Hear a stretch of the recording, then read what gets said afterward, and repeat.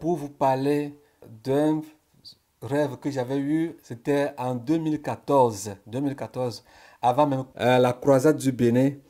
J'avais eu un rêve et j'ai vu le Père des Nations dans un champ. Et j'étais aussi dans le champ. Et il y avait quelqu'un aussi qui était dans le champ. Donc, je me réserve de vous donner le nom parce que je ne veux pas citer un nom ici. Et la personne cherchait à ce que le champ soit divisé. Et je voyais que dans le champ, il y a déjà une ligne de démarcation, une ligne de division. Et ils ont pris une grande partie du champ. Et la personne poussait le Père des Nations à parler. Et le Père des Nations ne disait rien. Et c'est moi qui parlais et je disais à la personne, mais pourquoi partagez-vous le champ? Pourquoi divisez-vous le champ en morceaux? Pourquoi voulez-vous diviser le champ en morceaux? Le champ était déjà divisé en morceaux. Je parlais à la personne. La personne ne me disait rien. Le Père des Nations aussi était tranquille. Il avait croisé ses bras et regardait la personne agir comme il le pouvait. Et moi, j'étais agité au-dedans de moi parce que je voyais la chose un peu injuste. Alors, bien aimé, si c'était à toi que Dieu a donné ce champ et que les gens venaient diviser ce champ en de milliers de parties, que diriez-vous? Nous avons un seul champ. C'est pourquoi ce jeûne revient à tout le monde. C'est un champ, un seul champ. Ce n'est pas deux champs, ce n'est pas trois champs, ce n'est pas quatre champs, ce n'est pas six champs. C'est seulement un seul champ. Alléluia. Et si on vous le donnait, et si c'est à vous le champ, on vous donnait le champ. C'est votre champ. Mais regarde un tout petit peu ceux qui sont dans le champ. Ils ont divisé le champ en plusieurs morceaux. Les ayants pourris vont se détacher d'elles-mêmes. Que ces serpents, lui, va les renvoyer. Que ceux qui sont en train de chier dans le champ, il va les renvoyer. Et je passe par cette occasion pour vous faire un rappel ou bien un souvenir du rêve de la Mère des Nations qui avait vu que le Père des Nations élevait des serpents, ou bien dans une autre révélation que les gens chiaient dans le champ. Ceux qui étaient dans le champ, ce sont ces mêmes gens, ces mêmes personnes qui faisaient des défécations dans le champ, qui salissaient le champ. Il y a plusieurs années que le Seigneur Jésus-Christ a dit ces paroles à la Mère des Nations, et aujourd'hui, nous voyons ces choses se réaliser devant nous tous. Et ces gens qui sont dans le champ, hasarde-toi et dis-leur que le Seigneur Jésus-Christ a dit pour voir ce qu'ils vont te faire. Le Seigneur dit quelque chose, que quelqu'un avait un champ de vigne et il a envoyé ses serviteurs dans le champ de faire la récolte ou bien de faire la moisson. Et dans le champ, ses serviteurs ont été arrêtés et battus.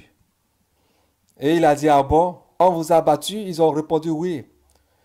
Il a dit, bon, ce serait mieux. Ah, j'ai compris. Faudrait que j'envoie mon fils bien-aimé. Quand on le verra, quand ces gens le verront, ils auront eu peur de moi et ils ne feront pas de lui ce qu'ils ont fait à mes ouvriers. Ah, quand ils l'ont vu, ils ont dit, ah, voici l'héritier qui arrive. Oh, arrêtons-le, tuons-le. Et ils ont terminé avec l'héritier. Le Seigneur Jésus-Christ a dit, si le propriétaire du champ arrivait, que fera-t-il? Alléluia. S'il venait, qu'est-ce qu'il en fera de ces gens?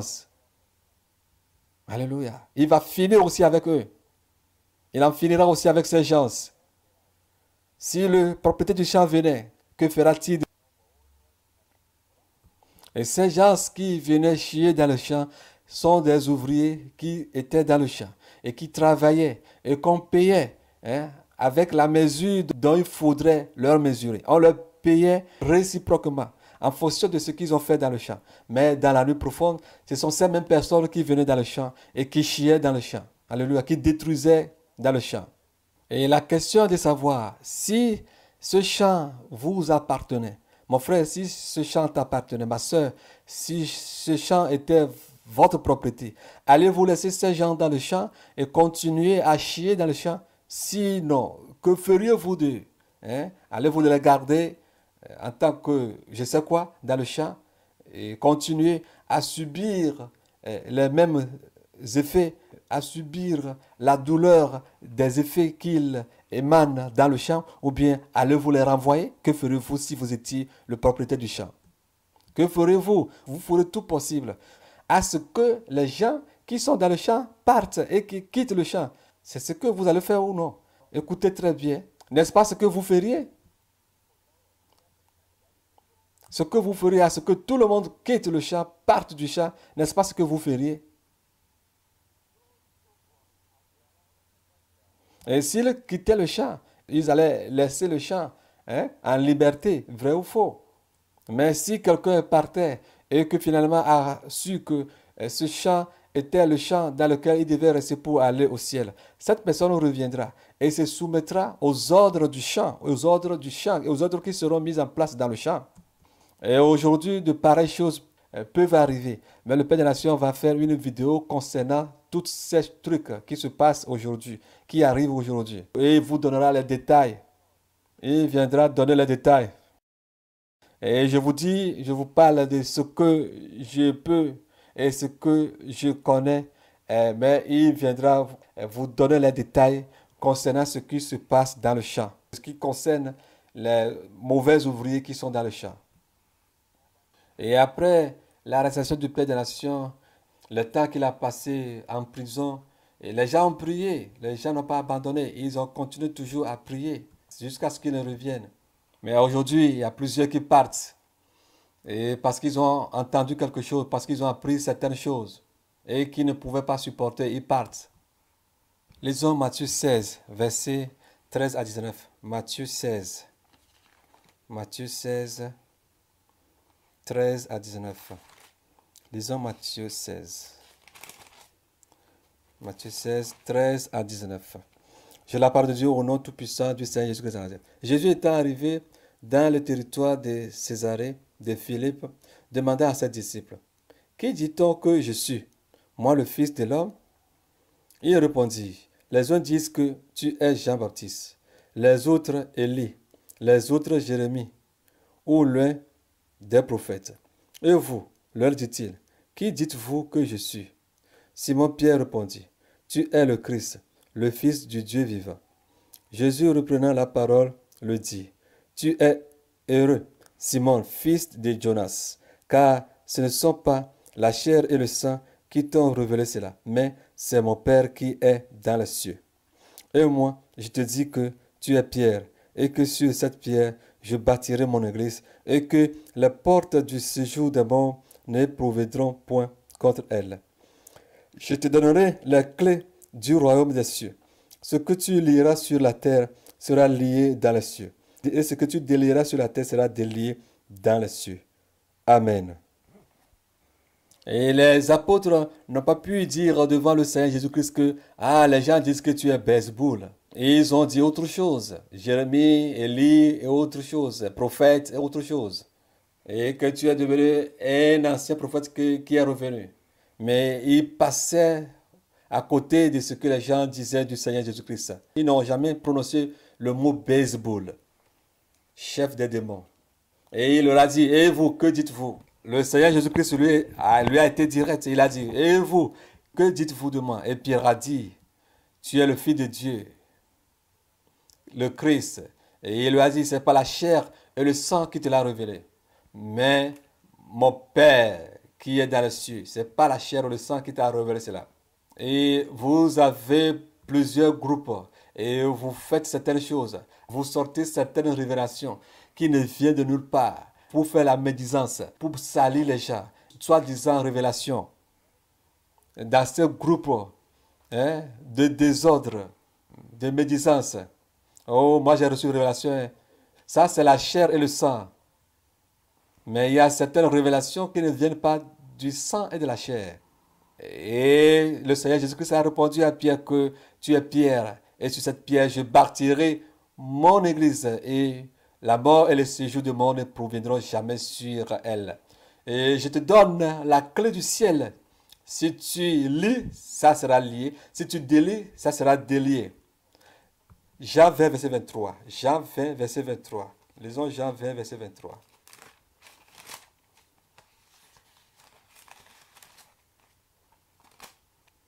Jean 20, verset 23. Je la parole de Dieu au nom tout-puissant du Seigneur Jésus. Ceux à qui vous pardonnerez les péchés, ils leur seront pardonnés. Et ceux à qui vous les retiendrez, ils leur seront retenus. Amen. Dans Luc 22, à partir du verset 33, ce même Pierre dont nous parlons, 30 à 32, il a dit au Seigneur Jésus-Christ qu'il est prêt à aller même en prison avec lui et mourir même avec lui. Et le Seigneur Jésus-Christ lui a répondu que Pierre, avant que le coq ne chante, tu me renieras 3 fois. Cela n'est-il pas arrivé? C'est arrivé. Ce que le Seigneur Jésus-Christ a dit est arrivé. Et quand il a nié le Seigneur Jésus-Christ a-t-il repris la clé qu'il lui avait confiée? Non, le Seigneur Jésus-Christ a-t-il repris la clé qu'il avait donnée à Pierre? Tu as échoué, remets-moi ma clé. Regarde-le, tête chauve, regarde-le, tête chauve, remets-moi ma clé. A-t-il repris la clé qu'il avait confiée à Pierre? Mais un jour, le Seigneur Jésus-Christ a dit à Pierre, Satan, arrière de moi. Et le Seigneur Jésus-Christ a appelé Pierre, Satan. Et il pouvait même prendre la clé qu'il lui avait confiée, vrai ou faux. Et au moment où le Seigneur Jésus-Christ a été emporté par les Sénadriens, a été emporté par le peuple, eux tous se sont enfuis et ont regagné leur business ou bien leur affaire, vrai ou faux. Ils ont recommencé encore leurs affaires. Et tous ont rétrogradé. Et le Seigneur Jésus-Christ a repris la clé qu'il leur a confiée. Non, non, il n'a pas repris la clé. Peu importe ce que vous allez dire, peu importe ce que vous allez imaginer, Dieu est Dieu. Et ce que lui a commencé, il achève toujours. S'il lui dit quelque chose, il le fait toujours. S'il dit quelque chose, il le fait toujours. Jérémie 1, verset 11 à 12. Lisons la parole de Dieu dans Jérémie 1. Jérémie 1, verset 11 à 12.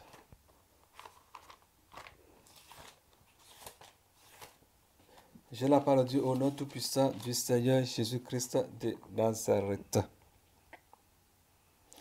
La parole de l'Éternel me fut adressée en ces mots. Que vois-tu, Jérémie? J'ai répondu, je vois une branche d'amandier. Et l'Éternel me dit, tu as bien vu, car je veille sur ma parole pour l'exécuter. Amen.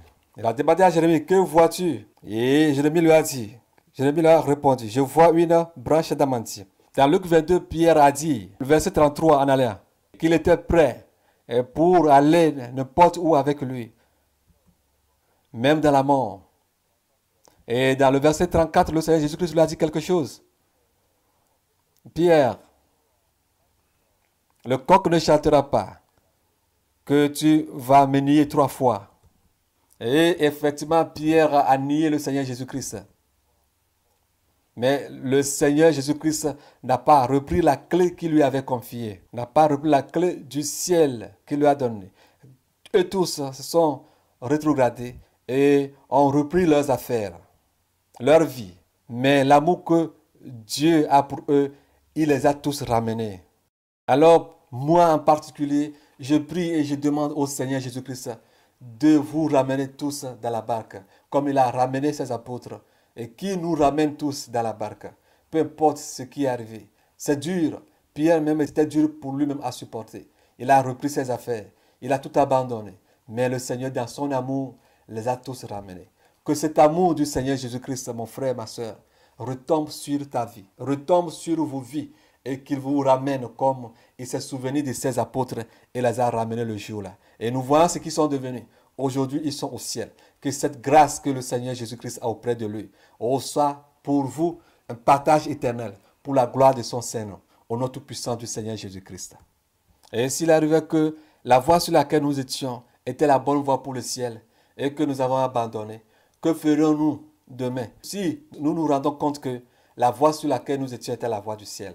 Alors, qu'allons-nous faire de nouveau? Alors, il est temps que chacun d'entre nous revienne pour que nous puissions servir notre Dieu comme il le faut. Et je passe par cette occasion pour vous dire que compte tenu du programme du jeûne, certains ont déjà commencé, compte tenu du programme du jeûne, vous n'aurez pas l'occasion de me joindre par écrit ou bien par téléphone.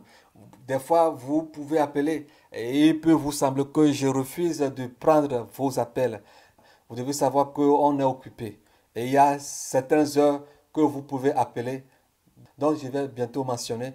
Et pendant ces heures de pause, vous pouvez appeler et me joindre. Vous pouvez m'appeler. Et pendant les heures libres, je vais donner des heures dans lesquelles vous pouvez m'appeler, comme à partir de 17h en allant, 17h, 18h, 19h dans la journée. Et dans la nuit, vous pouvez appeler dans les environs de 20h, voire 11h du matin. c'est 3 heures, 10 heures, 11 heures du matin et 18 heures dans la soirée. Vous pouvez me joindre facilement pendant 16 heures, s'il le faudrait. Peut-être que je n'aurai pas le temps de décrocher vos appels dès que peut-être j'aurai certaines occupations. Permettez-moi de ces empêchements et que le Seigneur vous bénisse abondamment. Et ceux qui veulent envoyer leur commission, vous pouvez les faire par écrit. Et dès que nous aurions le temps de lire vos messages, nous vous en reviendrons dès que possible. Et compte tenu de l'endroit où nous sommes, et compte tenu du problème du réseau, il nous serait un peu difficile de vous contacter. Mais dès que nous aurons fini tout et dès que nous aurions fini le jeûne, les contacts, les appels vont de nouveau reprendre. Excusez-nous pour les empêchements présents et futurs. Alléluia. Simeon était motivé et voulait voir le Messie avant de mourir. Et effectivement, il a vu, comme il est écrit dans le livre de Luc, chapitre 2, il a vu le Messie et il a rendu gloire à Dieu. Alors, est-ce que toi, tu veux voir la gloire de Dieu? Est-ce que toi, tu veux voir les promesses de Dieu s'accomplir? Est-ce que tu veux voir tout ce que Dieu a dit s'accomplir dans la vie du Père des Nations? Mon bien-aimé, ma bien-aimée, il est temps que nous soyons comme des Siméons et que nous ne nous décourageons pas. Nous attendons à ce que le plan de Dieu s'accomplisse et que nous donnons gloire à Dieu le Tout-Puissant. Et pour ce qui concerne les jeunes, vous devez savoir qu'il y a certaines personnes qui ont déjà commencé. Certaines personnes sont déjà en avance. Alors nous devons savoir que certaines personnes ont déjà commencé le jeûne et vont finir avant ce deuxième groupe. Et nous voulons que le jeûne soit général et que tous ceux qui n'ont pas encore débuté le jeûne puissent commencer au début du mois de décembre. Et si eux, finalement, ont appris que les gens ont jeûné et qu'eux n'ont pas jeûné et qui n'ont même pas été informés, ce serait un peu déplorable. Et regardez par exemple si quelqu'un vous dit qu'il a quitté le Père des Nations, il y a plusieurs personnes qui commencent à appeler cette personne et à lui dire ah bon, as-tu quitté, as-tu quitté, as-tu quitté, ah bon, as-tu quitté? Et cette personne commence à recevoir plusieurs appels de par le monde. Regardez ce que l'ennemi fait la plupart du temps. Parce qu'il a quitté le Père des Nations. C'est pourquoi ces gens l'appellent. Au moment où il était seul, personne ne le connaissait. Il ne l'appelait même pas. Et de la même manière, si quelqu'un fait par exemple une vidéo ou une mauvaise vidéo concernant le Père des Nations, il y a plusieurs personnes qui regardent ou bien qui suivent ces chaînes. Vous devez le savoir. Qu'il y a quelque chose dans cette personne. Mais si on fait une vidéo le concernant, une vidéo positive le concernant, non, les gens n'aiment pas ça. Les gens n'aiment pas attendre cela. Et les gens ont fait des vidéos en disant que le jour où ils vont quitter le Père des Nations, qu'ils sachent qu'ils sont des démons. Et aujourd'hui, ces gens prennent des avions, ils voyagent de par le monde, soi-disant qu'ils voyagent pour aller prêcher la parole de Dieu. Parce qu'ils ont quitté le Père des Nations. Pourquoi? Et si ces gens savent qu'ils ne sont plus avec le Père des Nations, qu'ils retournent dans leurs anciennes assemblées, c'est mieux. Parce qu'eux aussi prient là-bas qu'ils reviennent. Et qu'ils retournent dans leurs églises, dans leurs assemblées, et qu'ils, ou bien qu'elles commencent à porter encore leurs perruques.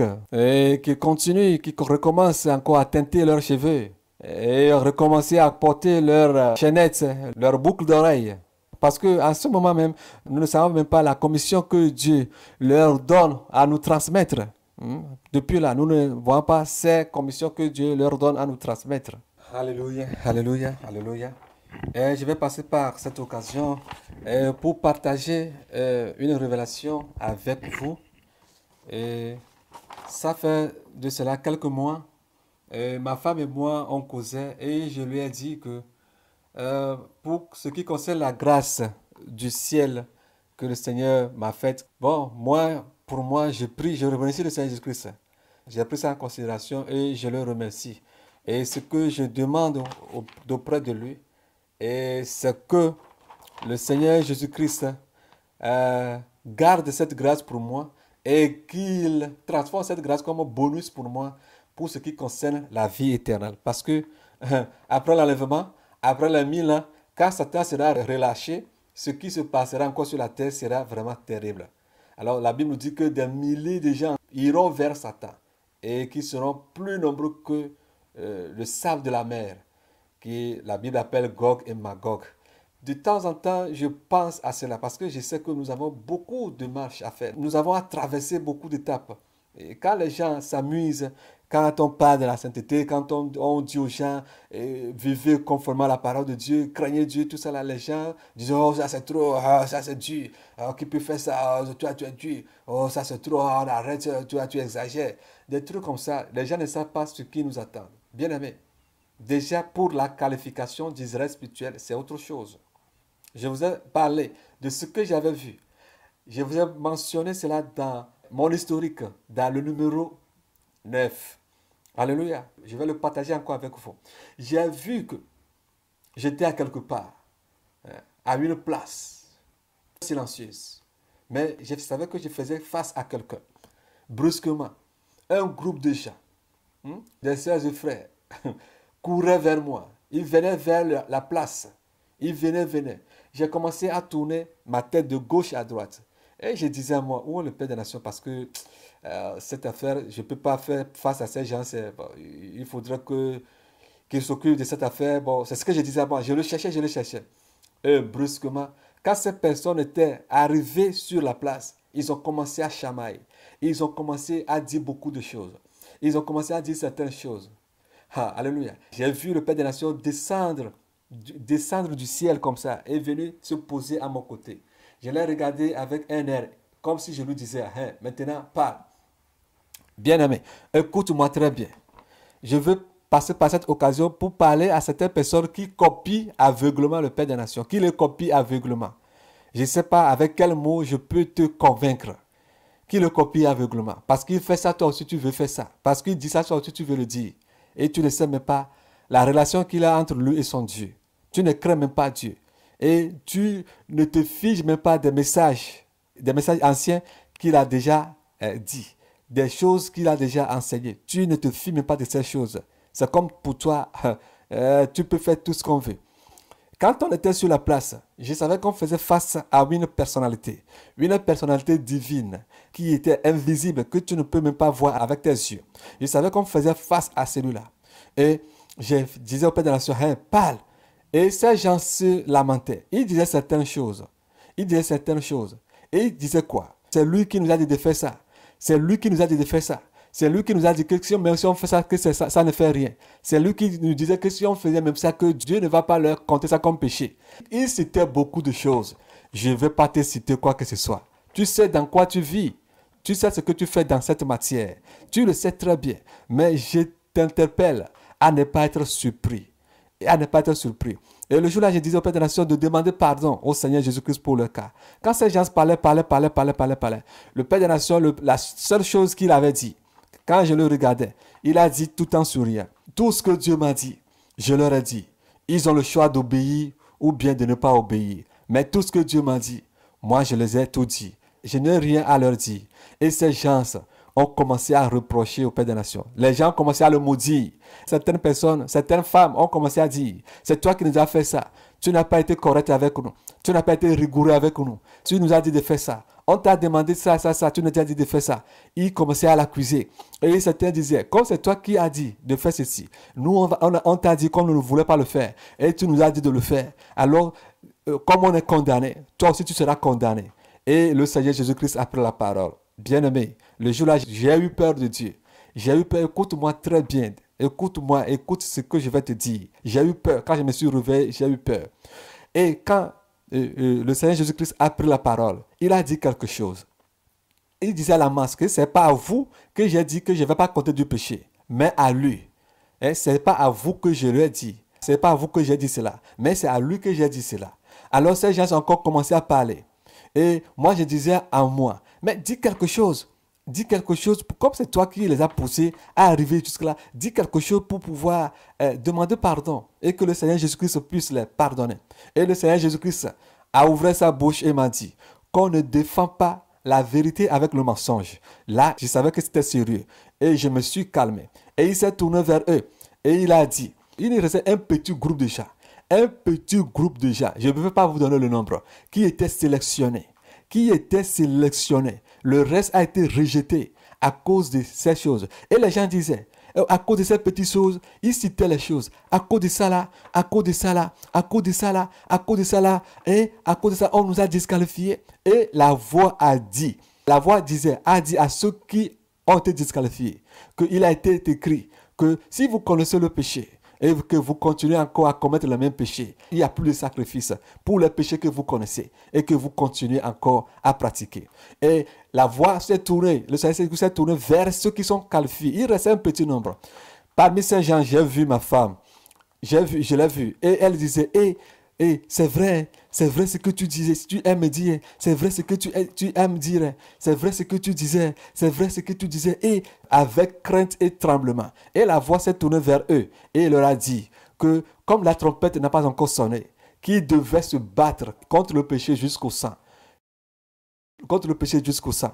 Comme la parole de Dieu nous le dit dans Hébreux. Et ces gens-là aussi tremblaient, ils avaient eu peur.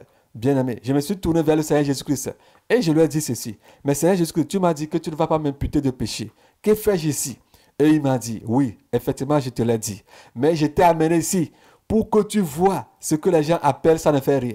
Ce que les gens appellent ça ne fait rien. Le dégât que ça cause. Ils disent que ça ne fait rien. Ils prennent ma parole à la légère. Ils se moquent de moi. Regarde ce que tu sais. Je t'ai amené ici pour que tu apprennes et que tu le dises. Ce que les ça ne fait rien font. Ce que les saints ne font rien font. Alors, je me suis réveillé. Bien-aimé, méfiez-vous de tout ce que vous faites. Je viens de vous parler de la sainteté, de la perfection, qu'on doit être parfait devant Dieu. Alors, si tu cherches à être parfait devant Dieu, je ne pense pas que si par exemple on te dit d'aller manger du porc, et tu vas aller le manger. Si le Père des Nations te dit d'aller manger du porc, tu vas aller le manger parce que c'est le Père des Nations qui te l'a dit. Si tu vois le Père des Nations porter des chaussures Nike, tu vas porter. Si tu vois le Père des Nations faire boloski, toi aussi tu vas commencer à faire du boloski. Si le Père des Nations commence à teinter ses cheveux, toi aussi tu vas commencer à teinter tes cheveux. Est-ce que tu sais ce qu'il est en train de faire? Est-ce que tu sais ce qu'il est en train de faire? Est-ce que tu sais ce que Dieu lui a dit de faire? Est-ce que tu sais si c'est un piège? Est-ce que tu sais si c'est un piège? Alors méfiez-vous. Faites ce qui a été déjà dit. Faites ce qu'il a dit dans ce message. Faites ce que la parole de Dieu nous appelle à faire. Ne commencez plus à faire certaines choses. Tu vas voir certaines personnes maintenant, ils sont totalement déréglés. Tu ne sauras même pas s'ils sont dans la sainteté. Ils vivent comme ils le sentent, quoi. Ils font tout ce qu'ils veulent. Ils font tout ce qui est de leur mieux. Ils font tout ce qui est contre Dieu. Je ne sais pas comment le dire. Ils vivent comme ils le sentent, quoi. Ils ont commencé à combattre Dieu. Méfiez-vous. Méfions-nous. Craignons Dieu. Craignons Dieu. Ne pouvons-nous pas craindre Dieu? Ne pouvons-nous pas craindre Dieu? Alors, c'est ce que j'ai à te dire. C'est le conseil que j'ai à te donner. Alors, fais attention. Fais attention de tout ce que tu fais. Oh, c'est papa qui m'a dit de faire ça. Oh, c'est lui qui m'a dit de faire ça. C'est lui qui m'a dit de faire ça. Tu le fais. Tu le fais. Est-ce que c'est Dieu qui t'a dit de le faire? Tu le vois, tu fais certaines choses et toi aussi tu le copies. Est-ce que c'est Dieu qui t'a dit de le faire? Alléluia. Par exemple, quand tu vois Esaïe se mettre nu. Dieu a dit à Esaïe de se mettre nu. Quand toi aussi tu vas commencer à te mettre nu, il faut savoir que tu as des problèmes. Il faut savoir que tu as des problèmes. C'est Dieu qui a dit à Esaïe de te mettre nu. Mais est-ce que Dieu t'a dit de te mettre nu? Mais quand tu commences à te déculotter, à laisser tes zizi dehors, à laisser ton pénis, à laisser ton vagin dehors, soit disant que tu copies Esaïe, oh, tu vas finir mal. Alléluia, tu vas finir mal. Tu vas finir mal. Alors craignons Dieu. Craignons Dieu. Dieu cherche la perfection qui est égale à 100%. Alors que devons-nous faire? Si nous nous levons, nous devons louer Dieu. Alors c'est très important. C'est très important. Et dans ces temps, dans ces mêmes jours, j'avais eu un rêve. Qu'est-ce que j'avais eu? Quand j'avais dit à ma femme, comme je viens de vous le dire, comme j'ai dit à ma femme qu'il faudrait que le Seigneur me fasse un bonus, garde cette grâce et que moi-même je me bats pour aller au ciel. C'est ce que j'ai dit à ma femme, que moi-même je vais me battre. Je viens de vous le dire, que si vous suivez nos vidéos, si vous suivez les enseignements, les témoignages du Père des Nations, vous suivez la chaîne Josué Isaac, que quoi que vous fassiez, si vous mettez en pratique tout ce qui est là-bas, vous irez au ciel. Vous verrez bientôt prêt pour l'enlèvement. Je vous dis la vérité. Alors, je disais à ma femme que le Seigneur me fasse grâce et qu'il me garde cette grâce comme bonus. Et qu'après les 1000 ans, quand Satan sera relâché et commencer à séduire les gens, et que moi, ma grâce commence par là et que je ne sois pas séduit. Bien-aimé, cette même nuit, quand je me suis couché, j'ai vu l'âme du Père des Nations. Le Seigneur passait par lui et est venu vers moi et a commencé à me chanter cette chanson qu'est-ce que j'étais, cette chanson que je vais vous jouer. Alors écoutez la chanson, ce que dit la chanson. Et le Père des Nations chantait la chanson. J'écoutais la chanson. Il a commencé par l'amour. J'ai dit que je sais que Dieu m'aime. J'ai dit oui, Dieu m'aime. Il est parti par Dieu nous a donné le ciel. J'ai dit oui, Dieu m'a donné le ciel. Tu me l'as dit. Satan me l'a dit. Le Seigneur Jésus-Christ aussi me l'a dit. Bon, c'est pas grave. Oui, ça, je le sais. Et j'attendais quelque chose. J'attendais ce qui va sortir, c'est-à-dire la vie éternelle. Et c'est là, il a dit, que t'avons-nous fait, Seigneur Jésus-Christ, et tu nous as donné la vie éternelle. C'est là où j'ai crié très fort, mon âme a crié très fort. Et dans la joie totale, on chantait la chanson. On la chantait jusqu'à ce que je me suis réveillé.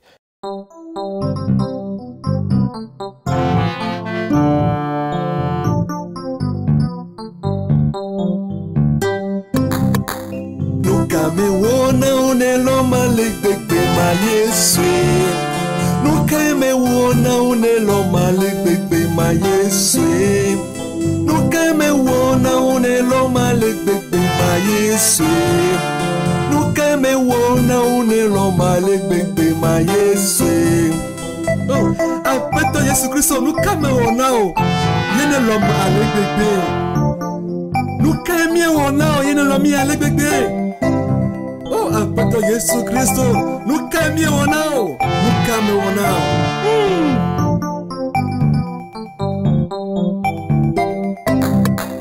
Nukamewona unena mujipoma o Yesu. Nukamewona unena mujipoma Yesu. Nukamewona unena mujipoma o Yesu. Nukamewona unena mujipoma Yesu. Nukamewona unena mijipoma Yesu. Nukamewona unena mijipoma Yesu. Nukamewona unena mijipoma Yesu. Nukamewona unena mijipoma. Nukamewona unena magbe mavoma Yesu. Nukamewona unena magbe mavoma Yesu. Nukamewona unena magbe mavoma Yesu. Nukamewona unena magbe mavoma Yesu. Nukamewona unena magbe mavoma Yesu. Nukamewona unena magbe mavoma Yesu. Nukamewona unena magbe mavoma Yesu. Nukamewona unena magbe mavoma Yesu. Nukamewona uneloma ligbegbe ma Yesu. Nukamewona uneloma ligbegbe ma Yesu. Nukamewona uneloma ligbegbe ma Yesu. Nukamewona uneloma ligbegbe ma Yesu. Nukamewona uneloma ligbegbe ma Yesu. Nukamewona uneloma ligbegbe ma Yesu. Nukamewona uneloma ligbegbe ma Yesu. Nukamewona uneloma ligbegbe ma Yesu. Nukamewona unena mujipoma Yesu. Nukamewona unena mujipoma Yesu. Nukamewona unena mujipoma Yesu. Nukamewona unena mujipoma Yesu. Nukamewona